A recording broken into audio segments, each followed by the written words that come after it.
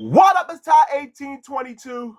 I am doing a WWE Smackdown review, and my God, it's been a long time since I did one.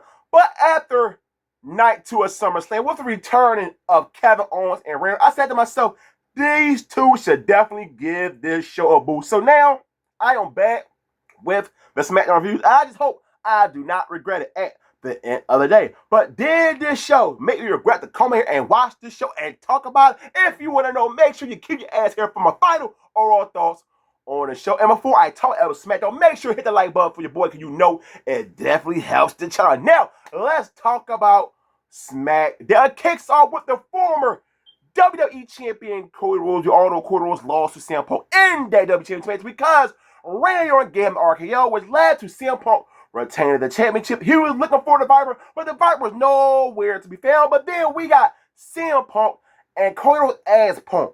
Did you know Orton was going to be there? He said, no, I didn't. But Cody, next time when I am available for another match with you, you'll be the first one to know. And then we got the man who returned at SummerSlam Night 2, Kevin Owens. And Kevin Owens and CM Punk had the best segment of the night. This was better than everything that took place on the episode of SmackDown. I am so happy Kevin Owens back, and it's such a refreshing feud for CM Punk. And things got heated. The crowd was really into this promo segment.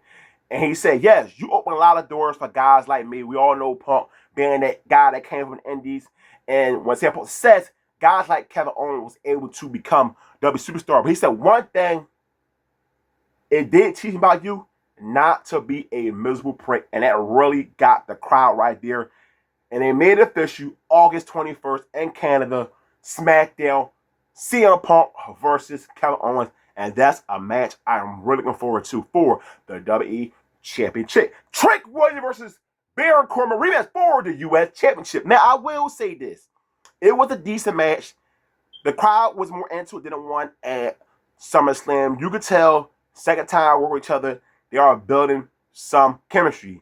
And then it looked like Trick Williams was going to get the win, but with Baron Corbin pulling the rope and the ref got distracted, Baron Corbin once again was able to take the U.S. Championship belt, hit Trick Williams with it, and still your WWE United States Champion. Now, usually in a moment like this, I would get on here and rant and rave about Triple H, but I did see a report that as of right now, Trick Williams is the favorite to win the Money in the Bank. They're ready to do bigger and better things with Trick Williams, so I am not mad at the situation. And the reason I'm not mad because Carmelo has attacked Baron Corbin backstage. He challenged him next week to the U.S. Championship in his hometown of Boston, and I believe this where Carmelo Hayes will get his just due, because I see a situation where Trick Williams will get involved and he will cost Baron Corbin the championship belt, and that will mean Carmelo Hayes is a brand new U.S. champion. Now, if that's the case, I will continue to get on Triple H's ass when it comes to the piss poor booking of Carmelo Hayes, but we just gotta wait next week on next episode of SmackDown. So Chelsea Green has her championship celebration. Congratulations, Chelsea Green. Great decision by Triple H. I said it before, I'm going to say it again. Chelsea Green, one of those talents that whatever you give her, she will make the best of it. And she got rewarded in that ladder match, being the brand new Women's WWE Champion. Also, we really did get surgery on her meniscus. I believe she can be out a very long time. So do not call this interim championship. It's just completely dumb. So, Tiffany Stratton came out with her. Of course, both of these girls are good friends. And after watching this, I said to myself, this is the perfect opportunity for Tiffany Stratton to become a heel again. Chelsea Green is so beloved and she's the champion. You cannot find a better situation than this. And I pray, and I'm going to cross my fingers right now, this is the writer on the wall. Triple H will actually have a program between these two eventually. But we also have Fatal Influence will get involved, the Women's Tag Team Champion. And JC James wants an opportunity at Tiffany Stratton Championship. But Tiffany Stratton said, first off, if you want that, we want a tag team championship match. So that's the match we got for SmackDown. And the match was okay. I did not expect that much from this match. But still, your WWE Tag Team Champions Fatal Influence. Next week on SmackDown, Tiffany Stratton will take on Jason Jane, and I hope Jason Jane wins that belt, and it will lead to eventually a program between Chelsea Green and Tiffany Stratton for her championship. But before we get to that program, that I believe will happen down the line, Nia Jax and Lance Archer came out to attack the ladies, and now it looked like we're going to get her first title defense against Nia Jax.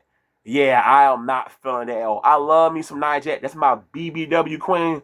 But Nia Jax, Chelsea Green match, Lord have mercy. I am not looking forward to that. So, Randy Orton comes out, but Cody Rhodes wasted no time.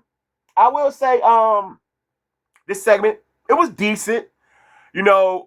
Orton, always tell Cody, well, you asked for the Randy Orton, and I gave you the Randy Orton.